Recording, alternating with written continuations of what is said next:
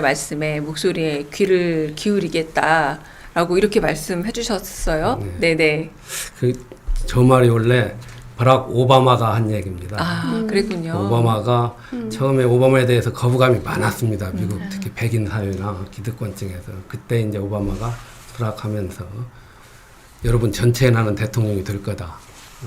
근데 저는 그래요. 저 말을 저는 이재명 후보한테 되돌려준다면은 결국 일로서 승부를 해야 한다. 뭔가를 보여줘야만이 그 비판하고 거부감을 가졌던 반대편을 끌어들일 수 있다. 그렇기 때문에 이 지지를 해주지 않는 국민의 목소리에 귀를 기울이겠다 하는 것은 나를 한번 믿고 따라서 내가 하는 그 일로서 승부를 할 테니까 믿어주십시오. 바로 이제 취임하자마자 뛰어야 할 그런 숙명적인 그런 네. 상황이라고 봅니다.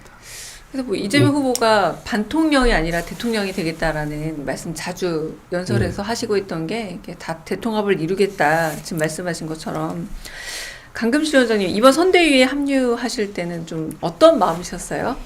그 내란 종식을 바라는 이제 간절한 마음이었다는 말씀은 드렸는데 제가 사실 선거 기간 동안에 드리지 않은 또 다른 후보님에 대한 말씀이 있는데 지난 대선 이후 윤석열 정부 초기부터 사법 리스크라는 낙인을 찍히셨어요. 그래서 계속 정치권 내외에서 제가 사람들을 만나면 오래 못 갈 것이라는 얘기들을 많이 하셨어요.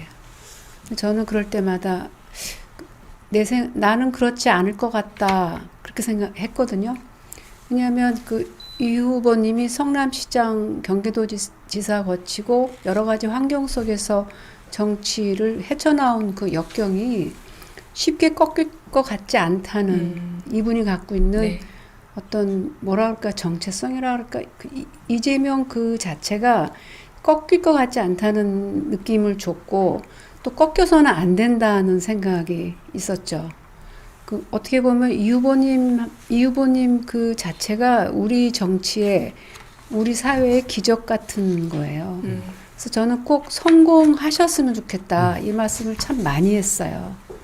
그런데 끝끝내 오늘 지금 선거 투표 1시간 남기고 이 자리에 와 있으니까 참 감사한 생각 꺾이지 않고 여기까지 와주셨다는 게 왜냐하면 희망과 꿈을 주는 존재들이 있어야 되잖아요. 한 사회가.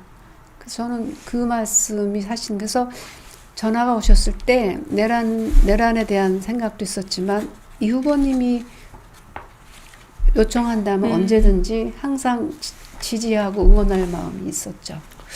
제가 이 대선이 막 시작될 즈음에 도올 김용욱 선생님하고 같이 그 알릴레오 출연한 영상을 봤을 때 김용욱 선생이 전태일이 대통령이 되는 것과 마찬가지이다라는 표현을 한 적 있으세요. 더한 측면도 있어요. 네. 그래서 그 말이 우리가 이제 전태일을 잃었기 때문에 처음에는 이런 게 가능하구나. 사실 맞더라고요. 그 이상이라고 할 수 있겠고 서울은 당연하고 강금실 위원장님 충남, 대전, 제주, 포천 정말 많이 다니셨어요. 네. 유세 현장에서 이재명 후보를 또 현장에서도 보셨을 텐데 MBC 라디오에서 좀 일화를 하나 소개해 주셨더라고요. 네.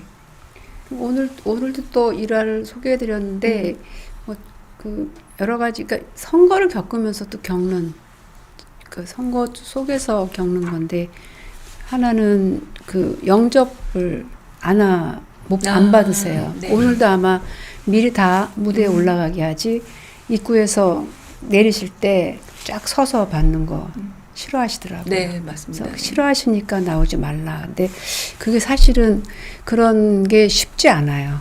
저만 해도요. 여기 당사에 오니까 같이 지금 도와주는 분들이 아침에 나오셨어요. 되게 반갑고 좋거든요. 카니발 딱 내릴 때 두 분이. 근데 이 후보 보고서 그다음에 제가 나오지 말으라고 후보님도 안 나온다고 마참 근데 막상 또 오늘 아침에 아무도 없으니까 왠지 허전하고. 허전한 거예요. 네. 쉽지 않아요. 그런 게 사소하지만 거기에 그 본인이 이렇게 관철시키려는 철학이 있는 거거든요. 또 하나는 이제 며칠 전 그 분당 유세를 갔는데 네.